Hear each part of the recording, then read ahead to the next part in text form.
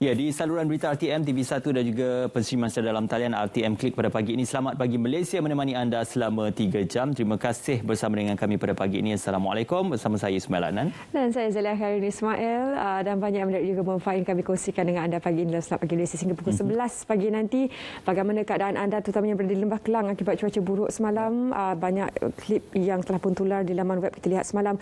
Dan kita harapkan semua dalam keadaan yang sihat dan selamat. Tapi ini juga sebab kita kongsikan dengan anda pagi ini, 5 kereta rosak akibat tanah mendap yang berlaku semalam. Ini berlaku di Lestari Perdana Seri Kembangan.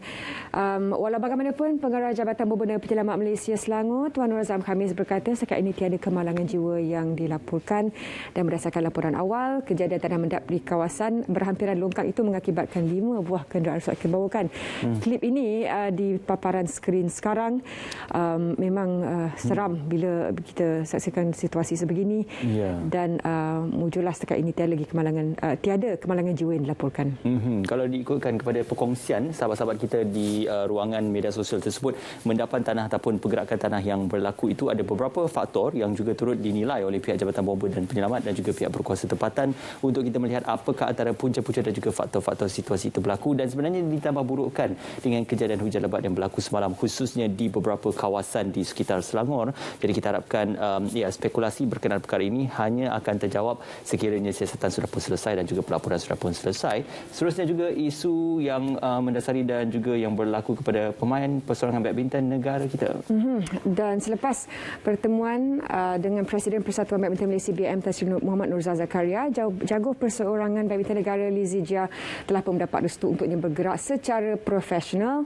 Dan selepas pertemuan bersama Tan Sri Nurza semalam bersama keluarga beliau, Lee Zijia gembira kerana dapat menyelesaikan masalah yang timbul selepas mendapat restu daripada Tan Sri untuk menjadi pemain profesional. Kita harapkan bertitik tolak dari insiden ini barangkali boleh dikaji semula situasi perkembangan peribadi dan bagaimana perkaitannya dengan perkembangan profesional kerjaya sukan seorang atlet itu, terutamanya untuk menaikkan prestasi atlet tersebut di peringkat antarabangsa.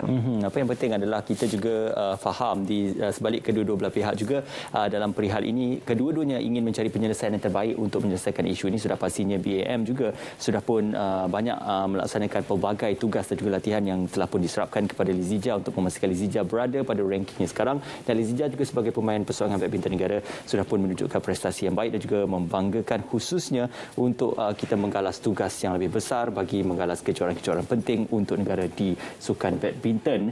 Dan kita juga nak memberikan perkabaran gembira untuk penerimaan 1 juta dos vaksin Sinopharm dari UAE.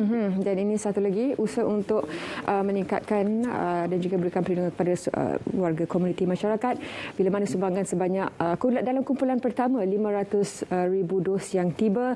Dan kata Menteri Luar Datuk Seri Saifuddin Abdullah, bantuan dari UAE itu akan melengkapkan usaha Malaysia dalam menangani pandemik COVID-19 selain menandakan hubungan diplomatik penting antara kedua-dua negara. Dan hubungan diplomatik ini ataupun kita kata vaksin diplomasi ini merupakan salah satu daripada usaha Malaysia untuk memastikan agar perkara-perkara berkaitan tentang perkongsian vaksin dan juga teknologi vaksin akan dapat dikongsikan khususnya pada negara-negara maju di seluruh dunia. Seterusnya juga tiada sekatan dikenakan kepada kanak-kanak yang tidak divaksin. Ini yang dinyatakan oleh Yang Berhormat Menteri Kesihatan perihal kerajaan tidak akan mengenakan sekatan kepada kanak-kanak berusia 5 hingga tahun yang tidak mendapat vaksin COVID-19. Kalau ketika ini kita sedia maklum program imunisasi COVID-19 kebangsaan untuk remaja sudah pun lama dilaksanakan, dan untuk kanak-kanak PIC Kids adalah tidak wajib. Kalau tidak mendapat, tidak akan ada sekatan yang akan dilakukan.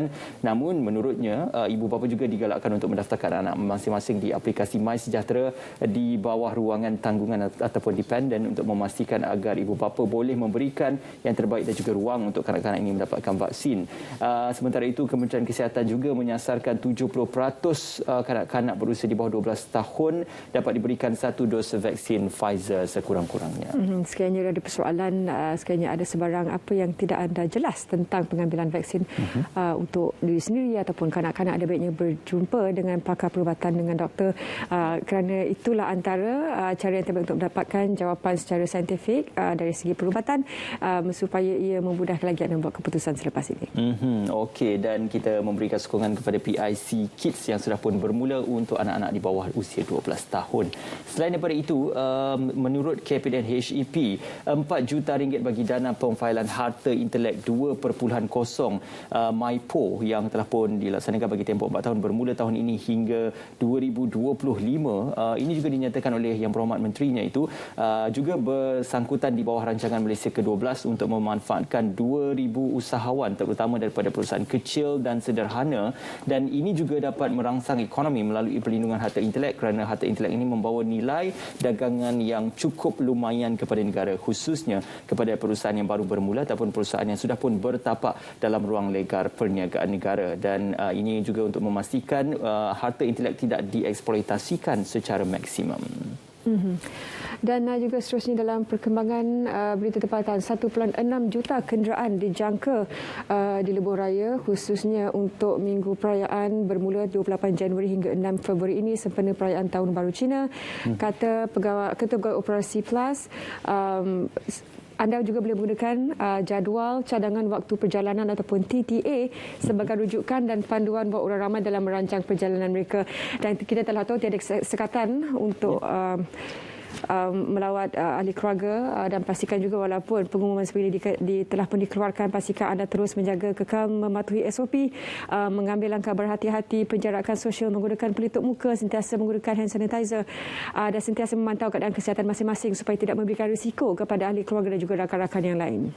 Tadi digambarkan sedikit infografik itu, pihak Lebuh Raya Plus telah pun mengeluarkan jadual waktu perjalanan, cadangan jadual waktu perjalanan untuk anda pundang ke kampung halaman masing-masing.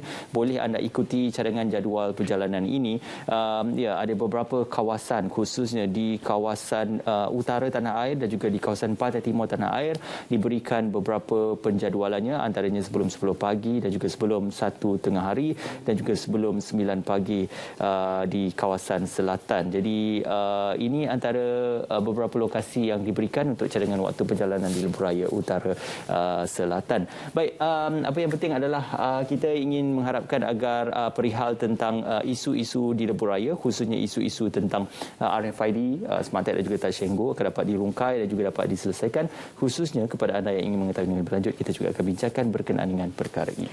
Dan selain juga kita bawakan peringatan dan juga saran kepada warga masyarakat, juga nasihat kepada kita semua untuk memastikan keadaan kenderaan mempunyai jumlah baki untuk melalui stesen tol yang cukup, keadaan kenderaan yang sihat, anda juga sihat sebelum melakukan perjalanan, kerana semua faktor ini berkait untuk memastikan keselamatan anda dan juga keselamatan pengguna jalan raya juga lebuh raya yang lain ketika memulakan perjalanan anda ke mana saja anda berada nanti. Baik, kita nak berehat seketika. Sekembalinya nanti akan ada banyak lagi topik-topik menarik akan kita kongsikan bersama dengan anda dalam Selamat Pagi Malaysia.